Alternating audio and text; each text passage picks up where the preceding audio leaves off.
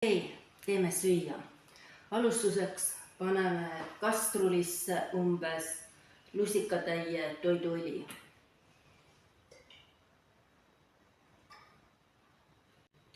Ja ajame selle õli ilusti kuumaks. Nüüd, kui õli on kastrulis ilusti kuumaks läinud, siis lisame siia kapsa. Ja nüüd me riivime jämeda riiviga siia kapsa sisse veel ühe porgandi.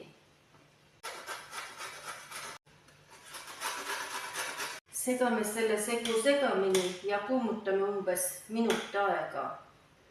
Nüüd lisame kapsale kuuma vee. Umbes nii, et pool kapsast on veega kaetud ja kui tahate, et kapsahautisel oleks rohkem leent, siis võite seda vett ka veidi rohkem panna.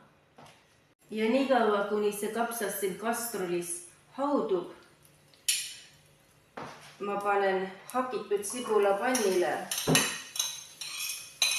ja praen sibula läbi. Lisan siia sibula juurde ka hakkliha ning praen sibula koos hakklihaga läbi.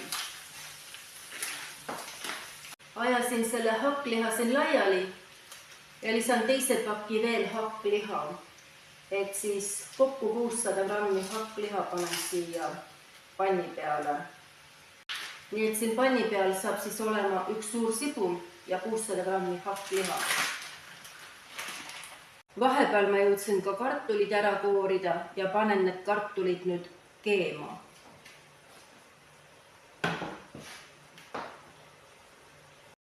Ja maitsestan kartulit soolaga. Maitsestame hakkliha soolaga, pipraga. Siia võib lisada veel rohkesti peterselli, aga seda mul juhuslikult kodus ei ole. Nii et peterselli asemel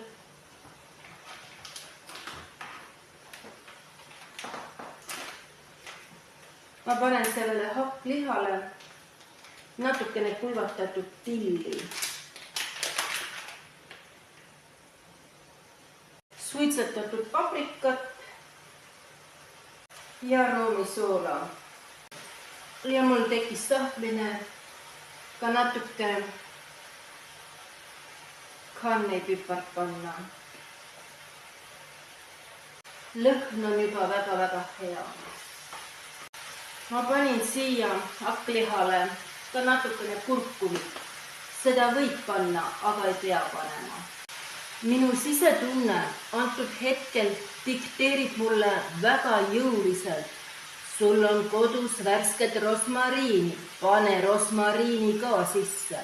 Ja ma ei ole mitte kunagi varem kapsahautisele rosmariini pannud.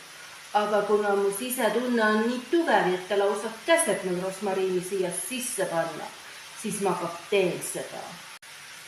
Võtan siit mõned rosmariini oksad, mitte just väga palju, aga natukene.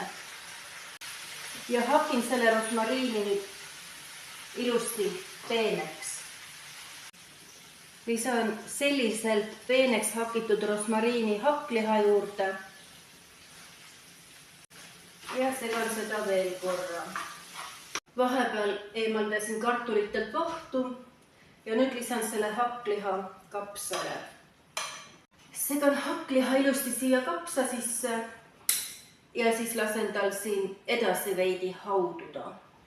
Kapsahautis sai nüüd valmis ja on aeg enesele süüa serveerida. Selleks panen kaussi mõned kartulid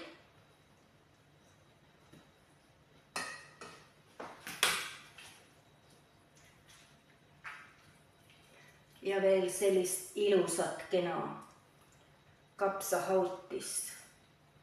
Panen nii, et ikka leent ka oleks. Ärge stressake selle üle, mis tuleb või mis teil võiks olla. Olge rahul sellega, mis teil on. Minul on kruusis külm piim, piiluke leiba ja maitsev kapsahautis. Elu on tore.